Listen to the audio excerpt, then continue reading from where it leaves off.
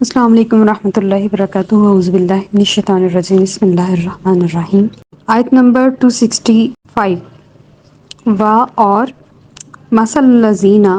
مثال ان لوگوں کی ینفقون جو خرچ کرتے ہیں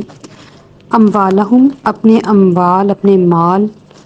ابتغاء کا مطلب تلاش کرنا حاصل کرنا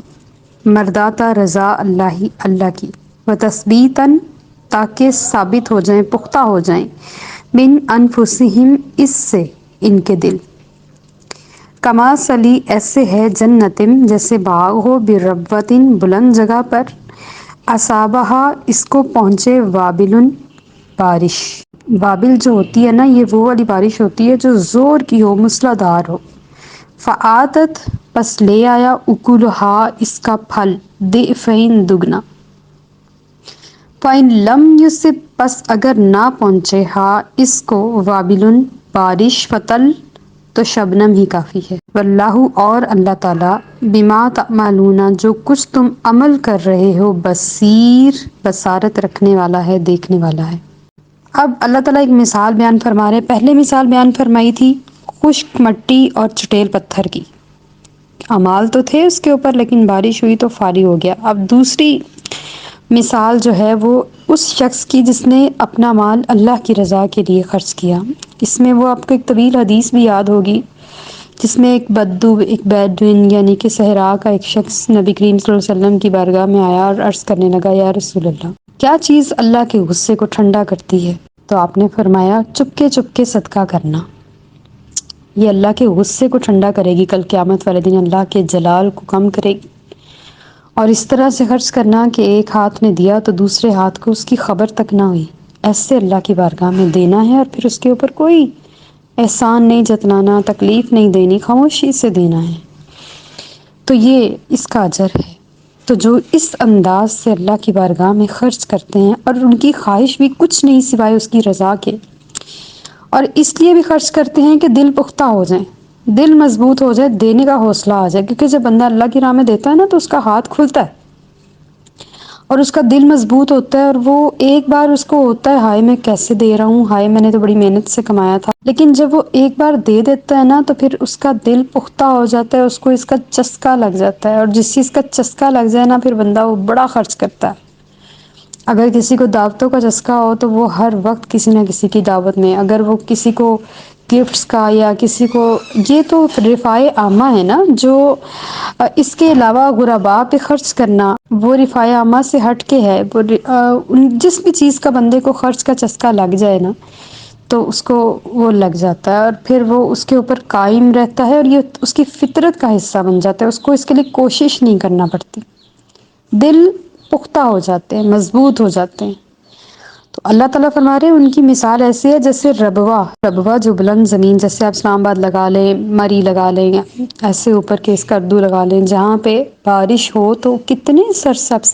درخت ہیں ادھر، ان کو کسی انسان نے نہیں لگایا، نہ کوئی پانی دینے جاتا ہے، نہ کوئی ان کی ٹیک کیئر کرتا ہے، وہ خضرو ہیں، وہ سارے یوں ہی پھیلے ہوئے ہیں، اور پورا آسمان کو، پورے اسلام آباد کو انہوں نے ڈھکا ہوا ہے، پوری مری کو ڈھکا ہوا ہے، اور خضرو ہی ادھر درخت ہیں۔ تو یہ وابل جو ہے یہ کافی ہے، اس بلند زمین پہ تو محنت ہی نہیں کرنی پڑتی کسانوں کو،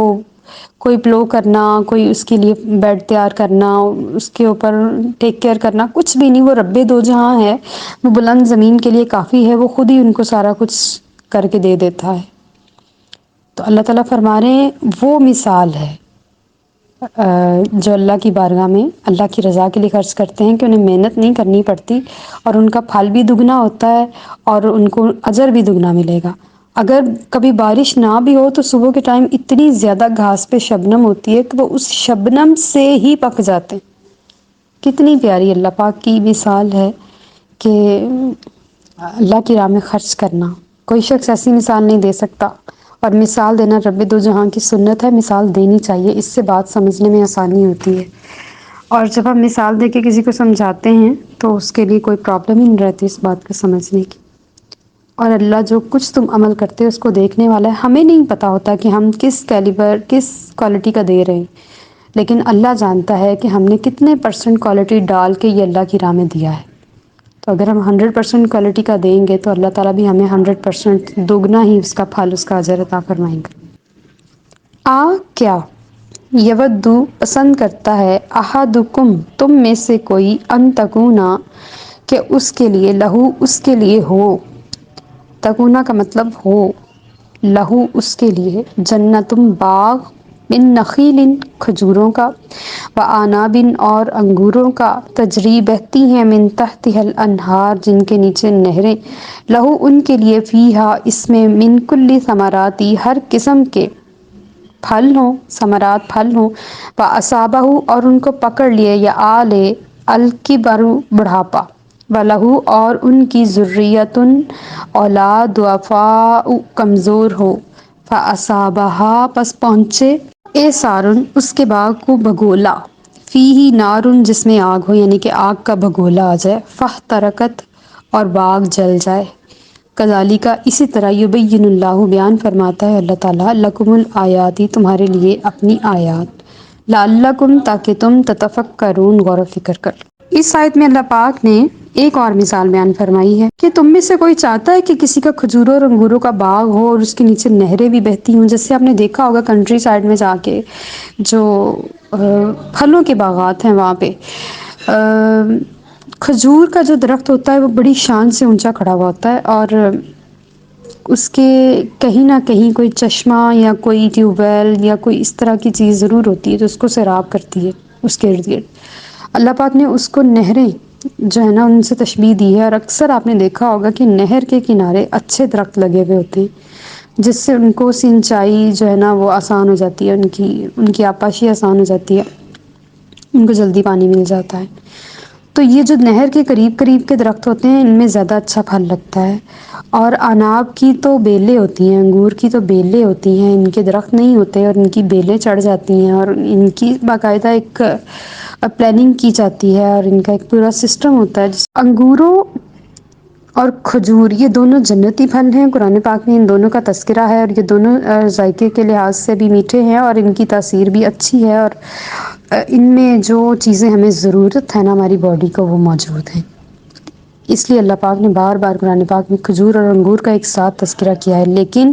ان دونوں کو ملا کے اور ان کا رس نکال کے اور ان کو کئی دنوں تک کسی چیز میں دبا کے اگر اس کی شراب بنا کے پی جائے تو وہ حرام ہے۔ ہم انگور کا جوس پی سکتے ہیں، ہماری شریعت اس کی اجازت دیتی ہے، لیکن اس کی جھاگ موجود ہونی چاہیے، جہاں اس کی جھاگ بیٹھ گئی بس وہ ہمارے لیے حرام ہو گیا۔ اور کھجور کا شیک پی سکتے ہیں، کھجور کا جوس تو میرا خیال نہیں بنتا لیکن وہ جائز ہے، لیکن نبی کریم صلی اللہ علیہ وسلم نے بھی نبیذ جو ہے نا کھجور کی بنی ہوئی پی ہے، تو اس سے کھجور کی شیک جو ہے وہ جائز ہے۔ انگور کا جوس جو ہے وہ اس صورت میں جائز ہے کہ اگر اس کے اوپر جھاگ رہے، یعنی کہ وہ ابھی بنا ہے اور ابھی اس کو پی لیا جائے تو وہ ٹھیک ہے، لیکن اگر اس کو صبح بنایا اور رات تک رکھا یا اگلے دن تک کے لیے رکھا کہ اس کی جھاگ ختم ہو جائے تو پئیں گے تو وہ شراب بن جاتی ہے، وہ جائز نہیں، وہ خمر ہے۔ اس انداز سے اللہ پاک نے ان دونوں پھلوں کی مثال دی ہے کہ اس کے لیے ہر قسم کے پھل ہوں گے، اور اس کو بڑھاپا آ جائے، یعنی کہ جو کاشتکار ہے، جو کھجور اور انگور کے باغ کا مالک ہے وہ بوڑھا ہو جائے اور اس کی اولاد کمزور ہو، یعنی کہ وہ چھوٹی ہو، تو عین اس وقت جب پھل کاٹنے کا وقت آئے تو اس کے باغ کے اوپر آسمان سے ایک بگولا آئے آگ کا، اور اس کا باغ جو ہے اپنے پھل سمیت جل جائے۔ کذالک یبین اللہ، اس طرح اللہ کھول کے بیان کرتا ہے نشانیاں تاکہ تم غور و فکر کرو۔ یہ بھی ایک مثال ہے کہ اس نے اتنی محنت کی، اللہ کی راہ میں خرچ بھی کیا، اپنا مال بھی ضائع ہی کرنے والا حساب ہو گیا، اپنا مال بھی دیا، اپنی ایفرٹس بھی کی، سارا کچھ کیا، اور اس نے اس کا پھل بھی لایا، لیکن اس کے پیچھے من ہو گیا اور اذا ہو گیا۔ من اور اذا دو ایسی چیزیں ہیں جو صدقہ خیرات کو ضائع کر دیتی ہیں، اور وہ پھل جو ہے وہ ضائع ہو گیا۔ تو اسی لیے اللہ پاک نے اتنی ساری مثالیں بیان فرما کے اس پورے رکوع میں ہمیں یہی سمجھانے کی کوشش کی ہے کہ اگر خرچ کرنا ہے تو میری رضا کے لیے خرچ کرنا ہے، ورنہ نہیں۔ یہاں پہ ایک حدیث مبارکہ بھی کوٹ کروں گی کہ جب غزوہ تبوک تھا تو نبی کریم صلی اللہ علیہ وسلم نے سارے صحابہ کرام سے کہا کہ آپ اپنے اپنے گھر سے جتنا لا سکتے ہیں لے کے آئیں. تو سیدنا عثمان رضی اللہ تعالیٰ عنہ 1000 درہم، بہت بڑی رقم تھی اس دور میں. 1000 درہم جس کو آپ آج 10 کروڑ میں لگا لیں شاید، یا 1 کروڑ تک تو پہنچ گئی ہوگی. تو یہ آپ اپنے گھر سے لے آئے اور نبی کریم صلی اللہ علیہ وسلم کی جھولی مبارک میں ڈال دی. تو نبی کریم صلی اللہ علیہ وسلم کو اس مال سے اتنی خوشی ہوئی کہ آپ نے جو الفاظ فرمائے وہ حضرت عثمان رضی اللہ تعالیٰ عنہ کے لیے کافی ہو گئے. آپ نے فرمایا اب عثمان جو بھی کرے اس کو کوئی نقصان نہیں پہنچا سکتا. یعنی کہ جو اس کے لیے رتبے رب نے بنانے تھے نا جنت میں، اور جو مقام دینے تھے وہ بنا دیے ہیں اس سے ایک عمل سے. اللہ پاک نے ان کو اتنا زیادہ نواز دیا ہے. تو اس راہ میں خرچ کرنا بہت ہی زیادہ پسندیدہ ہے. یا ایھا الذین آمنو، اے ایمان والو، انفقوا خرچ کرو، من طیباتی پاکیزہ چیزیں، ما کسبتم جو تم نے کمائی، ومما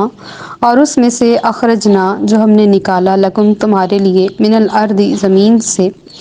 ولا تیمموا تیمم کا مطلب ہوتا ہے ارادہ کرنا. جیسے ہم تیمم کرتے ہیں، ارادہ تو ہمارا وضو کا ہی ہوتا ہے لیکن ہم پانی استعمال نہیں کرتے. تو ارادہ کرنا، نیت کرنا،